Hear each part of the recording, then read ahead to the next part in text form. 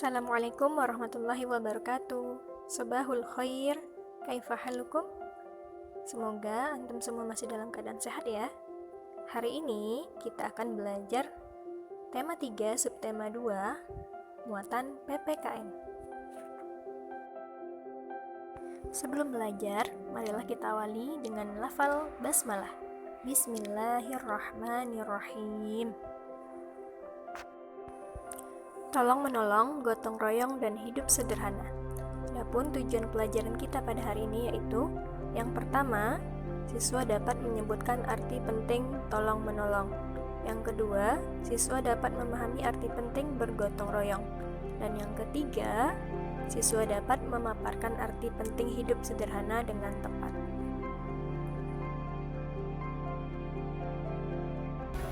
Arti penting tolong menolong. Mengapa kita perlu menolong orang lain?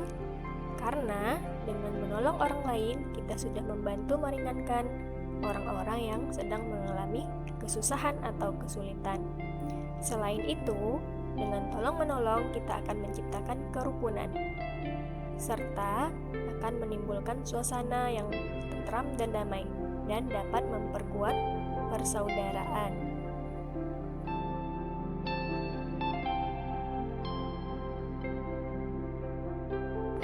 Tolong-menolong merupakan sikap saling membantu untuk meringankan beban, penderitaan, maupun kesulitan yang sedang dialami oleh orang lain. Manusia adalah makhluk sosial, artinya manusia itu tidak dapat hidup sendiri atau selalu membutuhkan pertolongan dari orang lain. Oleh karena itu, jika kita memiliki sikap tolong-menolong, maka kita akan memiliki banyak teman. Sekarang, coba kalian perhatikan gambar berikut ini. Kira-kira apa ya yang sedang dilakukan oleh orang-orang tersebut? Di sini mereka melakukan gotong royong. Iya, mereka bekerja bersama-sama membersihkan lingkungan. Ada yang mengangkat sampah, membersihkan selokan, menanam pohon, ada yang menyiapkan makanan, serta ada yang menyapu. Nah, kira-kira ceritanya seperti ini. Mari kita. Warga kampung tempat Siti tinggal sedang gotong royong. Mereka sedang menyiapkan lahan untuk bermain anak-anak. Setiap warga membantu dengan caranya masing-masing. Bapak-bapak membantu membersihkan lahan. Ada yang membantu dengan tenaga, ada juga yang membantu menyediakan bahan-bahan yang diperlukan, seperti pasir, semen, cat, dan lainnya. Ibu-ibu dan anak-anak juga tidak mau kalah. Ibu-ibu menyiapkan makanan dan minuman kecil. Anak-anak membantu membawakan makanan dan minuman. Lahan tempat bermain dapat diselesaikan dengan cepat. Anak-anak bergembira karena anak-anak dapat bermain. Nah, apa ya yang menyebabkan pekerjaan tersebut cepat selesai? Nah, jadi yang menyebabkan pekerjaan cepat selesai adalah gotong royong. Nah, jadi kalau kita bergotong royong, maka semua pekerjaan dapat kita lakukan dengan cepat. Gotong royong itu berasal dari bahasa Jawa. Gotong artinya mengangkat dan royong artinya bersama. Nah, jadi gotong royong adalah bekerja bersama-sama. Gotong royong sering juga disebut dengan kerja bakti.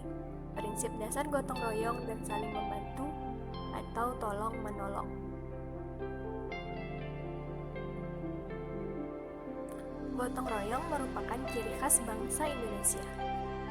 Hal ini merupakan bukti bahwa kita adalah bangsa yang beradab, kita adalah bangsa yang tidak tega melihat penderitaan orang lain sehingga kita datang untuk membantu mereka dan bergotong royong yang merupakan Pancasila kedua. Ini adalah bentuk atau contoh kegiatan gotong royong atau bekerja sama yang ada di rumah, di sekolah, dan di masyarakat. Kalau contoh gotong royong yang bisa kita lakukan di rumah yaitu yang pertama, membersihkan rumah secara bersama-sama dengan keluarga. Yang kedua, bekerja sama untuk membetulkan bagian rumah yang rusak atau bercocok tanam bersama-sama. Nah, contoh gotong royong yang bisa kita lakukan di sekolah, yang pertama yaitu dengan membersihkan ruang kelas atau lingkungan sekolah bersama-sama, belajar kelompok, dan mentaati semua peraturan atau tata tertib yang ada di sekolah secara bersama-sama. Kalau contoh gotong royong yang bisa kita lakukan di masyarakat, yaitu yang pertama membersihkan lingkungan, yang kedua membangun jalan dan masjid sebagai fasilitas umum, dan yang ketiga menanam pohon untuk melakukan penghijauan lingkungan. Manfaat gotong royong. Nah, ternyata banyak sekali ya manfaat gotong royong. Di antaranya yang pertama, tolong-menolong, sukarela, saling membantu, serta menumbuhkan sifat kekeluargaan. Yang kedua, dapat membina hubungan sosial dengan lebih baik terhadap masyarakat di sekitarnya. Yang ketiga, menciptakan rasa kebersamaan serta kasih sayang. Yang keempat, mempererat tali persaudaraan antar sesama.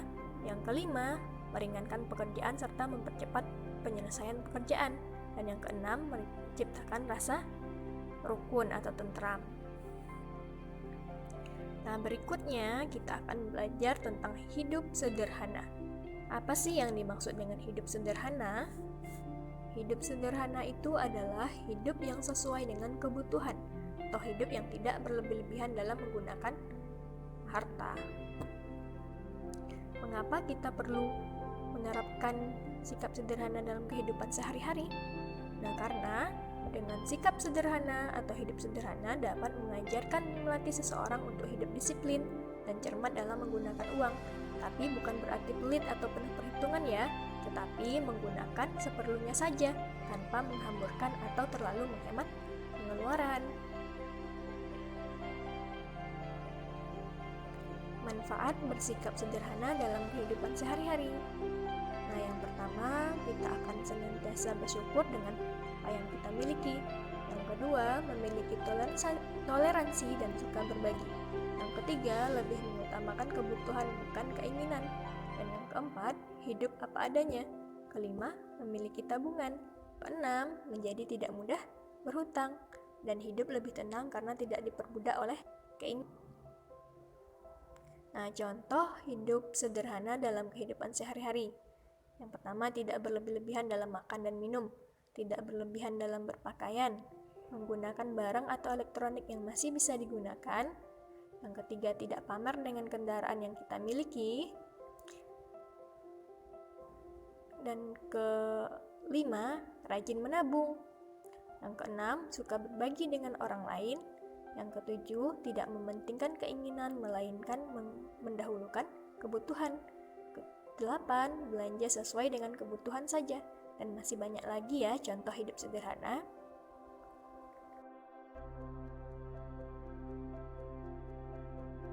Nah, demikianlah pelajaran kita pada hari ini. Semoga antum paham dengan apa yang sudah Ibu jelaskan dan bisa menerapkan apa yang sudah kita pelajari itu dalam kehidupan sehari-hari.